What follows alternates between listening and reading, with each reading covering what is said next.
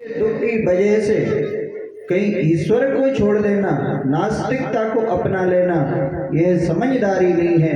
एक कच्चे गुरु का ज्ञान है। पक्के गुरु का ज्ञान तो वह है, पक्के गुरु का ज्ञान तो वह था कि अग्नि में मुझे जलना हो, चाहे छोड़ के देश निकलना हो, पर ध्यान रहे तुम्हारे चरणों में। यह पक्के गुरुओं का ज्ञान था, पक्के गुरुओं का ज्ञान।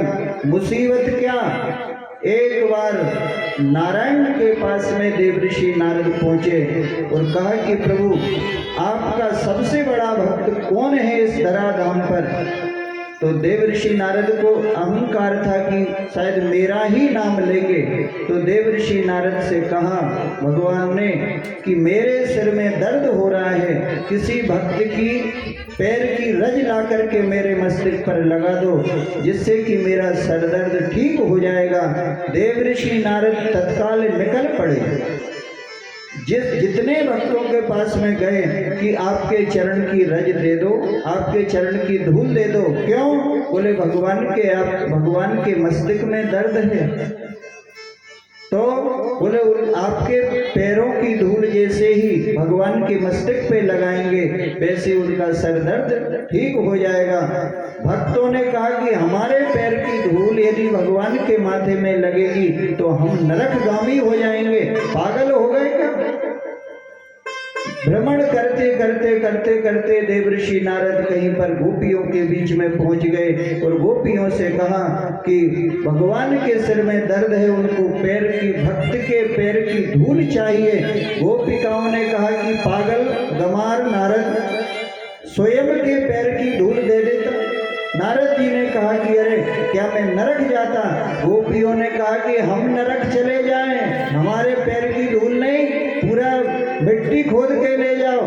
एक बार नरक नहीं, 100 बार नरक चले जाए, लेकिन हमारे इष्ट के सिर का दर्द ठीक हो जाना चाहिए। यह भक्त की परिभाषा है। गोपिकाओं ने धूल दी नारद को। नारद को अकल आ गई और गोपिकाओं ने कहा कि यहाँ तो रोम रोम है, रोम रोम रोम रोम में श्याम समाया, रोम रोम में हमारा इष्ट है। श्याम तन श्याम मन श्याम ही हमारो धन, उदो हमें आठों याम श्याम ही सो काम है। श्याम ही श्याम जी श्याम बिना नहीं जिए, आंधे किसी नाकरी आधार श्याम नाम है। श्याम गति श्याम मति श्याम ही है प्राण पर, श्याम सुखदाई शोभा लाई शोभा धाम है। लेके आए तो योग कहाँ रखे यहाँ रोम रोम श्याम है। योग कहाँ रखे यहाँ रोम रोम। रोम रोम में वह उसका जब ध्यान होता है, कुछ तो कमियां रहती हैं। जब तक हमारे मन के अंदर अन्य बल रहते हैं तब तक संपूर्ण समर्पण नहीं होता है। और ईश्वर का वचन है कि संपूर्ण समर्पण होते ही सब कुछ भक्त के लिए प्राप्त होता है। रोम रोम वाली बात है। और यह पुकार जिस दिन भक्त करता है परमात्मा समक्ष ही होता है। हरे हरे महादेव। जिस गुरु के ज्ञान से परिपक्वता यदि आने लगे तो समझ लेना कि यह परमात्मा की ही विशेष कृपा है। काशी नगरी में मृकंडू नाम के ऋषि निवास किया करते, जिनके यहाँ कोई संतान नहीं। तप किया और तप करने के बाद में वरदान इनके लिए मिला कि आपके यहाँ जो बालक होगा उसकी उम्र 7 वर्ष की होगी। वरदान दे दिया भगवान भोलेनाथ ने। वरदान तो दे दिया, लेकिन जिसका बालक एक ही हो और पिता के लिए मालूम हो कि इसकी आयु सिर्फ 7 वर्ष की है और 6.5 वर्ष व्यतीत हो चुके हों तो उसके लिए कैसा लगेगा। मृकंडू जी के मन में ऐसा लगने लगा कि कुछ ही समय बचे हैं, मुझे क्या करना चाहिए। यह बालक तो इस संसार छोड़ करके चला जाएगा, कोई उपाय नहीं है। तो किसी संत ने बताया, देखिए इस दुनिया की रीत रही है, इस दुनिया की एक रीत रही है कि फंसने वाले बड़े बड़े दिग्गज हैं माया के चक्कर में, और माया से निकालने वाले लंगोटी छाप ही रहे हैं, चाहे वह मीराबाई हो, चाहे विभीषण हो। फंसने वाले रावण हैं और निकालने वाले, फंसने वाले समझ लीजिए भुजंग है और निकालने वाले चूहे। एक जंगल में बहुत बड़ा एक भयंकर नाग निवास करता था, सर्प, और एक सपेरा गया। सपेरे ने बीन बजाई और बीन बजा करके उस नाग के लिए अपने टिपारे में रख लिया। वह जाता भिक्षा मांगने के लिए, उस सर्प को इशारा करता, वो खड़ा होता, भिक्षा लेता और उसी टिपारे में सर्प को बंद करके रख दिया करता। ध्यान से सुनना, था तो बड़ा भयंकर भुजंग, लेकिन करे क्या, किसी के न किसी के वश में भुजंग आ ही जाते हैं। एक दिन इस भुजंग के कमर में दर्द हुआ और यह पुकारने लगा, कोई रास्ता नहीं मिला कि कोई हो तो मुझे निकाले। इस आवाज के लिए एक चूहे ने सुना और चूहा गया, कहा कि अरे नागराज, आप यहाँ कहाँ अंदर बंद, इस टिपारी के अंदर बंद हैं। आज चूहा दंड पेल रहे हैं और भुजंग उसके अंदर टिपारी से बाहर नहीं निकल पा रहा है। भुजंग से चूहे ने कहा, मैं निकाल सकता हूं तुम्हारे लिए यहां से बाहर। भुजंग ने कहा कि ठीक है, आप निकाल दो, लेकिन वह चूहे ने कहा कि ऐसा नहीं कि मैं तुम्हारे लिए टिपारी से बाहर निकालूं और आप मुझे ही खा जाएं। भुजंग ने कहा कि ठीक है, नहीं खाऊंगा, लेकिन और विचार कर लेता हूं। जब विचार किया, भुजंग ने विचार यह किया कि चारों तरफ एक ही चर्चा निकलने वाली है क्या। बोले इतने बड़े बड़े भुजंग डले रहे, लेकिन निकालने वाला, बिल से निकालने वाला, टिपारी से निकालने वाला कौन? चूहा है, छोटी सी चूहिया है। और वह चूहिया बोल रही है कि मैं तुम्हारे इतने बड़े बड़े टिपारियों से बाहर निकाल सकती हूँ, लेकिन ऐसा नहीं कि निकालते ही आप मुझे खा जाओ। भुजंगों ने विचार किया कि नाम क्या होने वाला है कि हमारे लिए उस चूहे ने निकाला, इसलिए भुजंगों ने मना कर दिया। बोले नहीं नहीं, हम यहीं सड़ जाएंगे, लेकिन हमारा नाम ये ना हो कि चूहों ने निकाला। अर्थात यह शुभ कर्म और सद्मार्ग और माया के बंधनों से निकालने वाले सिर्फ लंगोटी छाप और सती और साध्वी और भगवान के भक्त ही रहे हैं, और फंसने वाले बड़े बड़े दिग्गज रहे हैं। कभी भी अपने जीवन में कितना भी ऊंचा धन, वैभव, यश, कीर्ति का पद मिल जाए, लेकिन कभी मन में यह ना आए कि आयोजन कहीं छोटे लोगों ने कराया है, छोटी सी महिला मंडल ने कराया है, हम इतने बड़े दिग्गज सेठ हैं, वहां पर जाएंगे, कहीं बारिश हो गई तो कीचड़ में बैठना पड़ेगा। ऐसा जीवन में कभी भी मन में विचार ना आए तो समझना कि हम सदगुरु के पक्के चेले हैं। और कहीं यह मन में आने लगे कि जहाँ सत्संग चल रहा है, हमारी इतनी लंबी ऊंची पदवी है, हम वहाँ जाएंगे, हमारे मन में क्या होगा, तो समझ लेना सब कुछ पाया आपने, उसके बाद भी कुछ नहीं पाया आपने। हरे हरे महादेव। इस बालक की आयु में मात्र अब 4 दिन शेष बचे, जो मृकंडू ऋषि के यहाँ भगवान सदाशिव ने आशीर्वाद दिया था। यह शिव पुराण की कथा वह बताती है कि जब 4 दिन शेष बचे तो एक सज्जन पुरुष, कोई महात्मा मिले, और महात्मा ने एक उपाय बताया कि एक काम करिए, आप इसको काशी नगरी की गली में बिठा दीजिए, फिर बोले जो भी निकलेगा, जो भी निकले उसके लिए प्रणाम करने का आदेश देंगे। देखिए अपना मोरखा ग्राम है, वैसे भी अत्यंत सुंदर है, जहाँ से निकले लोग राधे राधे या जय श्री राम करते ही हैं। और यही वातावरण होना भी चाहिए, घर के अंदर भी होना चाहिए।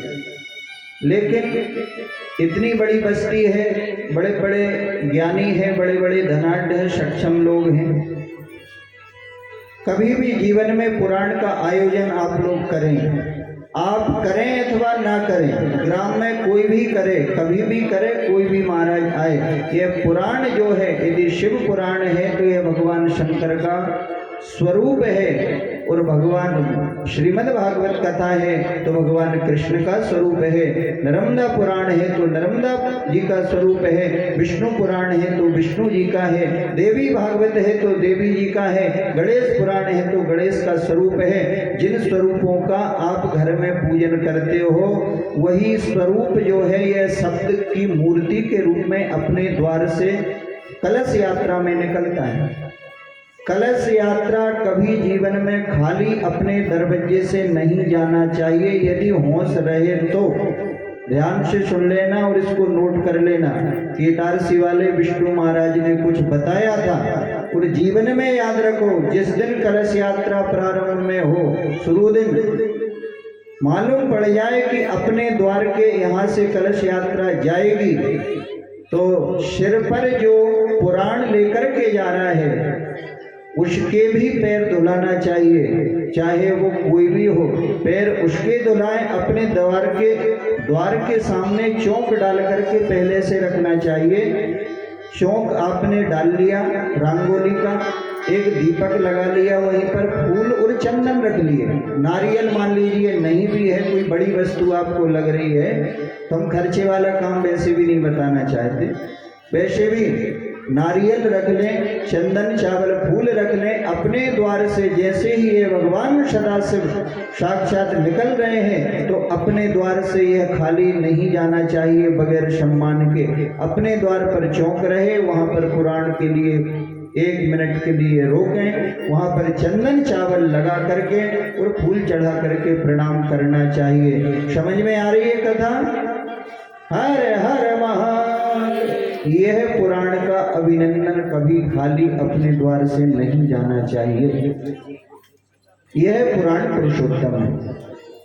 एक सज्जन ने बता दिया ऋषि के लिए कि आप बिठा लें और जो भी निकले उसके लिए प्रणाम करवाइए। प्रणाम करने में बड़ी ताकत है साहब। प्रातः काल से अपने बच्चों के लिए गुड मॉर्निंग नहीं सिखा करके जय राम जी की, राधे राधे, जय श्री कृष्णा, नमो नारायण यह सिखाएं तो क्या बुराई है? बुराई है क्या? कुछ नहीं है। गुड मॉर्निंग नहीं सिखा करके, गुड नाइट नहीं सिखा करके शुभ रात्रि बोले, जय राम जी की यदि बोले तो क्या बुराई है? जय शंकर की बोले तो क्या बुराई है? कोई बुराई है? नहीं है। एक नाम अपने जीवन में परिवर्तन ला सकता है और यही होना भी जरूरी है।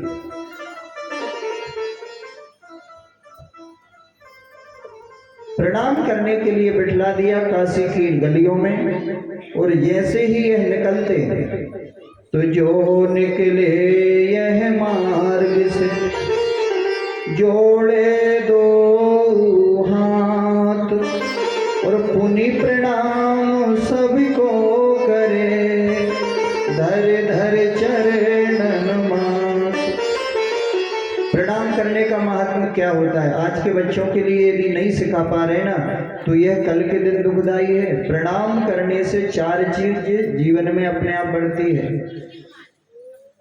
चत्वारि तेषां वर्धन्ते आयुर्विद्या यशोबलम। आयु, विद्या, यश और बल। जो अपन से बड़े के लिए प्रणाम करता है, चरण स्पर्श करता है भाव से, उसकी आयु सदा बढ़ती है।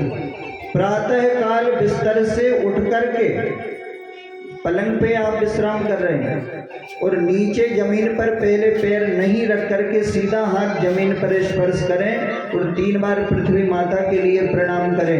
यदि यह नियम जिसने भी जीवन में अपना लिया उसका कभी एक्सीडेंट नहीं होता है, अकाल मृत्यु एक्सीडेंट से वह सदा के लिए बच जाया करता है।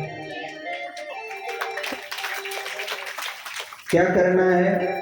यदि पलंग पर आप सो रहे हैं तो जमीन पर प्रातः सबसे पहले पैर नहीं रख करके हाथ का स्पर्श करके जमीन के लिए यदि आपने प्रणाम किया है तो कहीं भी इस पृथ्वी माता पर घूमने के लिए निकल जाइए, लेकिन मर्यादित ये नहीं कि चले जा रहे हैं 70 और 80 की स्पीड में, मर्यादित चले तो जमीन पृथ्वी माता पर, यह जमीन जो माता है पृथ्वी माता है, इसकी जवाबदारी होती है कि बालक की रक्षा करना।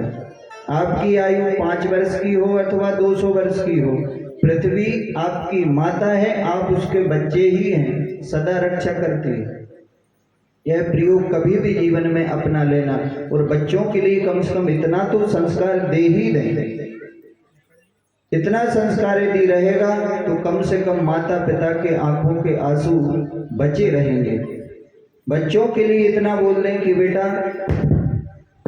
तुम्हारे जीवन से ज्यादा तुम्हारे जीवन की चिंता माता पिता को है और तुमको तुम्हारे जीवन की जितनी आवश्यकता है उससे ज्यादा माता पिता को आपके जीवन की आवश्यकता है। यहाँ पर माता पिता ने इस बालक के लिए काशी नगरी के गलियों में बिठा दिया।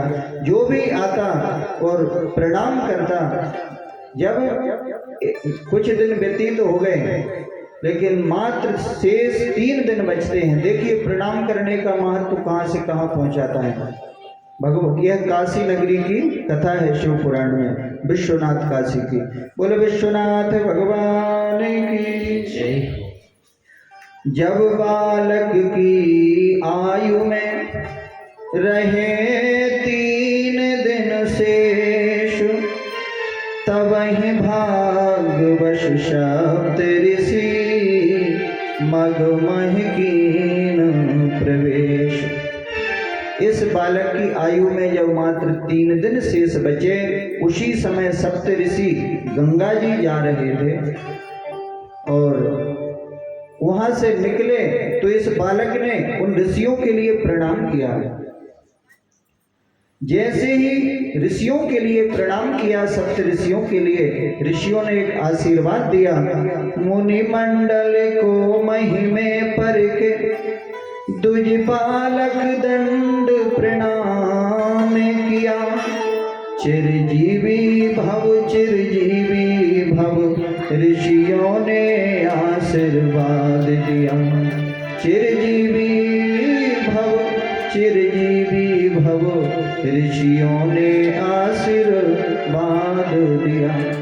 ऋषियों ने आशीर्वाद दे दिया, बेटा चिरंजीवी भव। आशीर्वाद कभी घटता नहीं है।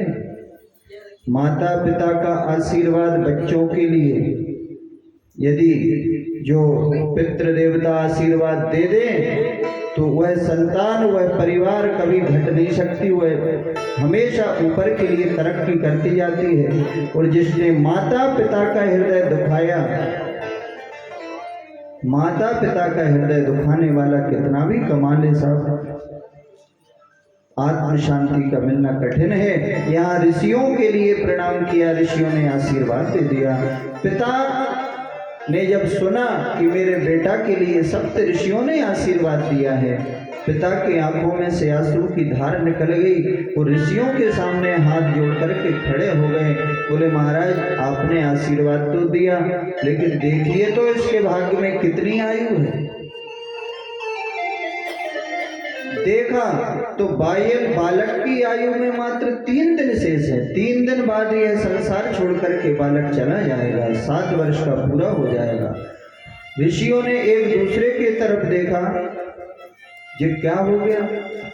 दूसरा ऋषि बोलता है ये तो आशीर्वाद आपने भी दिया है, तो कोई अब क्या किया जाए। सप्त ऋषि हैं, चिरंजीवी हैं,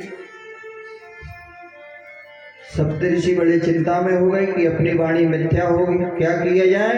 तो ऋषियों ने उस पिता से कहा, बोले आप लोगों से निवेदन है, जब 3 दिन इस बालक की आयु में शेष बचे ही हैं तो आप हमारे साथ कर दें। तो पिता के हृदय पर आघात तो हुआ, लेकिन भरोसा था उस पिता के लिए एक अपने गुरु के वचन पर कि गुरु ने यदि बोला है तो मुझे हानि नहीं होगी। तत्काल ना नहीं किया, हाँ कर दिया। अपने जीवन में कुछ समय ऐसे आते हैं कि किस जगह हमारे लिए हाथ लगाना चाहिए। शुभ काम यदि हो रहा है तो बहुत से लोग उसमें पैर अड़ा देते हैं।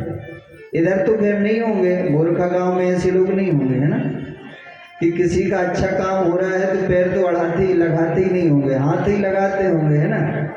ठीक है, बहुत सज्जन लोग हैं, हमको तो जानकारी यही है कि सभी सज्जन हैं और सज्जन ही होंगे। तो कोई यदि सत्कर्म हो रहा है तो उसमें अच्छे काम में पैर ना अड़ाएं, पैर ना लगाएं, उसमें हाथ लगा दें। हाथ यदि लगा दिया तो अपने साथ उसका हाथ हो जाएगा, यह हमारा कहना है। उसका हाथ चाहिए तो शुभ आयोजनों में अपना हाथ बढ़ा दे। शुभ कर्म हो रहा है, भले ही कोई बोल रहा है नहीं नहीं मुझे कोई आवश्यकता नहीं है। साहब यदि सेवा करना है तो सेवक तो कहीं भी कुछ खोज सकता है। सेवा करने, सेवा से वंचित हम रह रहे हैं, यह सौभाग्य वाली बात नहीं हो सकती है। यहाँ पर बालक के पिताजी ने कहा, सोचा कि यह गुरु जी की वाणी है और इन्होंने बोला है कि यह बालक हमारे लिए दे दो, 3 दिन में मैं कर भी क्या लूँगा। सीने को मजबूत किया और बालक ऋषियों के लिए देने के लिए तैयार हो गया। बालक प्रदान कीनो, बालक प्रदान कीनो, करके कठिन हिया, ऋषियों ने क्या किया, मुनियों ने क्या किया, ऋषियों ने क्या किया, मुनियों ने क्या किया।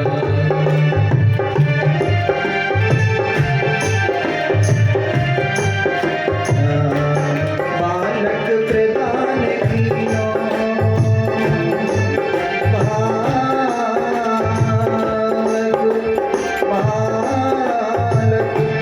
बालक प्रदान कीनो, करके कठिन हिया, ऋषियों ने क्या किया, मुनियों ने क्या किया, ऋषियों ने क्या किया, मुनियों ने क्या किया। यह बालक के लिए कठिन हृदय करके और ऋषियों ने जो आशीर्वाद दिया था, ऋषियों के हवाले इस बालक के लिए कर दिया। और वह पिता एकांत में बैठ गया और इस बालक के लिए साथ में सप्त ऋषियों ने लिया और लेकर के सीधे ब्रह्मा जी के पास में सप्त ऋषि गए। देखिए संग का प्रभाव देखिए। आप यदि आज कथा का शुभारंभ ही यहाँ से हुआ था कि आप भगवान से अधिक महत्व उसके लिए दें जो आपके लिए भगवान से जुड़ रहा है। जीवन में भगवान से भी ज्यादा महत्व यदि आप जो आपके लिए भगवान के तरफ के लिए ले जा रहा है, सन्मार्ग के तरफ के लिए ले जा रहा है, सत्कर्म के तरफ के लिए ले जा रहा है, भगवान से ज्यादा महत्व यदि आप उसको दे देंगे तो भगवान का कहना है मेरे चरण नहीं, मेरे भक्त के चरण जिसने भी पकड़ लिए उसका उद्धार होना निश्चित हो जाता है, उसका कभी अकल्याण नहीं होता। सप्त ऋषियों ने आशीर्वाद दिया। अब चिंता सप्त ऋषियों के लिए हो गई और सप्त ऋषि जो चिरंजीवी हैं इस बालक को साथ में लिया, पीछे किया। बालक पीछे है, सप्त ऋषि आगे जाकर के ब्रह्मा जी के यहाँ पर सप्त ऋषियों ने प्रणाम किया और बालक ने भी दंडवत प्रणाम किया। तो ब्रह्मा जी ने भी आशीर्वाद यही दिया, सुनि ब्रह्म वचन। ब्रह्मा जी ने क्या आशीर्वाद दिया? बोले चिरंजीवी भव, आप चिरंजीवी भव। ये सप्तऋषि जो है ये चिरंजीवी है। और जैसे ही ब्रह्मा जी ने चिरंजीवी भव का आशीर्वाद दिया, वैसे ही सातों ऋषि हंसने लगे, नाचने लगे। ब्रह्मा जी ने देखा, क्यों भाई, कैसे इतनी खुशी अपने आप कैसी हो गई? सुनि ब्रह्म वचन हंस के मुनि मंडली चली।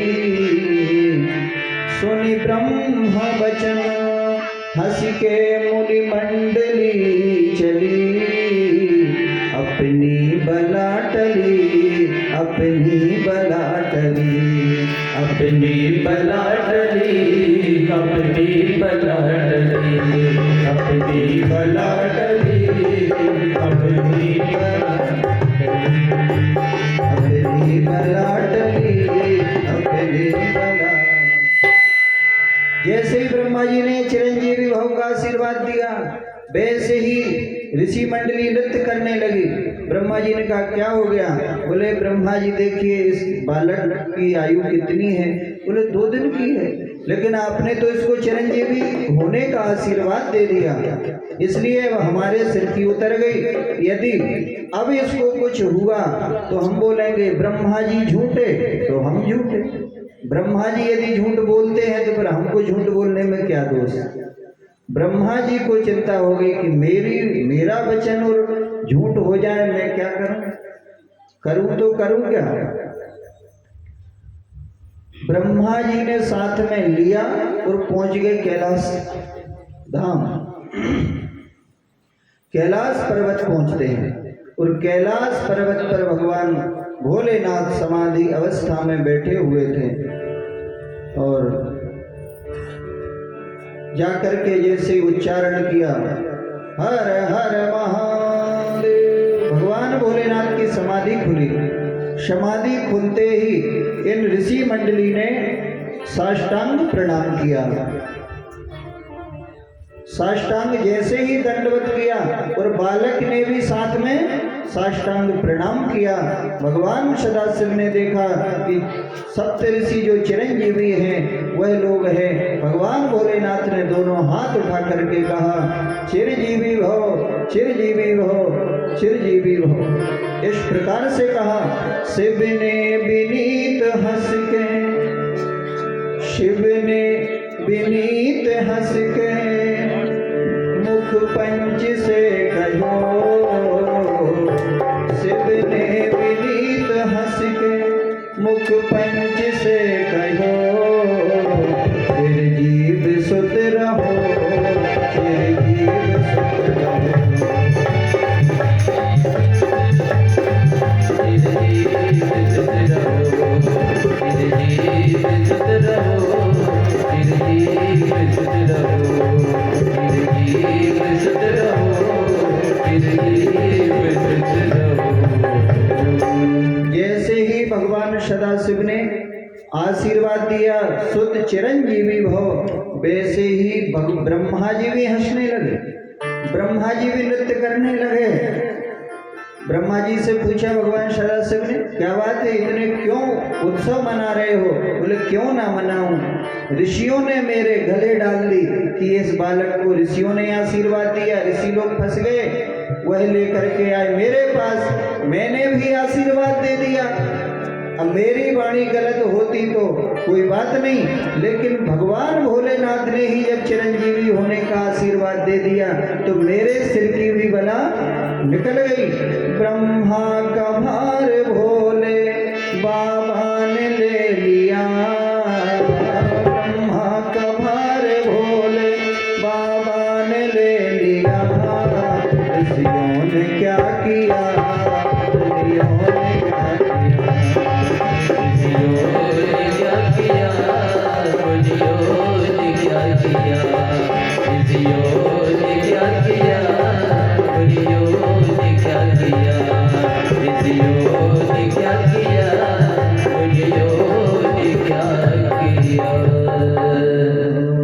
यस्य ब्रह्मादयो देवा मुनयश्च तपोधनः न प्रवृणन्ति रूपाणि वर्णनीया कथं शमे।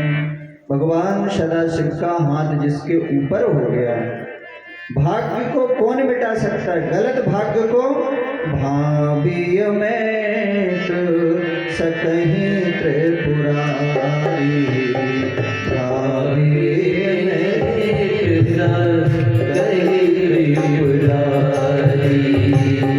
भाविय में सकहीं त्रिपुरारी,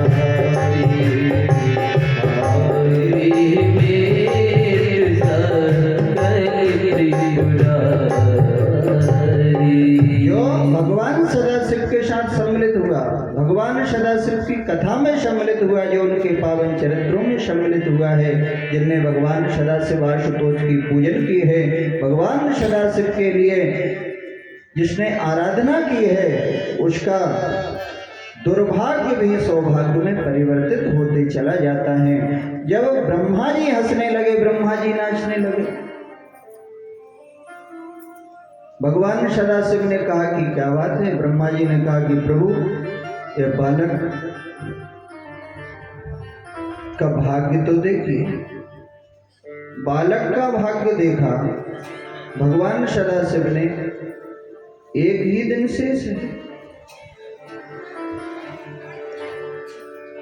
ऋषियों ने स्मरण कराया कि प्रभु आप जानते हैं, अरे बोले ये मेरे ही द्वारा दिया गया बालक है, मैंने मृकंडू ऋषि के लिए आशीर्वाद दिया था वरदान में, और यह तो मेरे द्वारा दिया बालक है। तो बोले प्रभु, जब आपके द्वारा दिया हुआ बालक है तो इस बालक के लिए आपकी शरण में ले लीजिए। भगवान सदाशिव ने कहा कि जाओ, आप लोग वापस जाइए, इस बालक को मेरे पास छोड़ जाइए। ऋषि लोग जो है वह वहां से निकल पड़े। ब्रह्मा जी अपने ब्रह्मलोक पहुंच गए और बालक से कहा कि बेटा तुम एक काम करो, यहाँ से कैलाश पर्वत का दूसरा खंड अमरकंटक है, वहाँ पर जाओ, वहाँ पर जो शिवलिंग आप जो है वहाँ पर स्थापित करके बस आप बिल्व पत्र चढ़ाइए। आज यह जो बालक, इनका नाम मार्कंडेय पड़ा है, यह बिल्व पत्र चढ़ा रहे। सिर्फ बालक की आयु में एक दिन शेष है और दिन हो चुका है, सायंकाल में इसकी आयु समाप्त हो जाएगी। भगवान सदाशिव ने आदेश दे दिया, कोई बात नहीं, जाओ जाकर के बिल्व पत्र चढ़ाओ। और यह अमरकंटक में आके बिल्वपत्ति चालू है। चलिए आप सभी मानसिक रूप से बिल्वपत्र चढ़ाएंगे। सभी लोग भगवान सदाशिव आशुतोष प्रलयंकर के लिए बिल्वपत्र चढ़ाना समाप्त हुई है। यमराज के दूतों ने आकर के यमपाश मार्कंडेय जी के गले में जैसे ही फेंकी है, आज मार्कंडेय भक्त जो है भगवान सदाशिव को बिल्वपत्र चढ़ा ही रहे थे और ज्यों ही यमपाश डाली घबरा गए और शिवलिंग के लिए ही ऐसे पकड़ लिया, और जैसे ही भगवान सदाशिव के शिवलिंग के लिए दोनों हाथों में लिया, वैसे ही तत्काल भगवान सदाशिव प्रलयंकर का रूप धारण करके भक्त की रक्षा के लिए वहां पर प्रकट हो गए। भक्त की रक्षा के लिए वहीं प्रकट हो गए और भगवान सदाशिव को देख करके तत्काल वहां से यमदूत भाग खड़े हुए।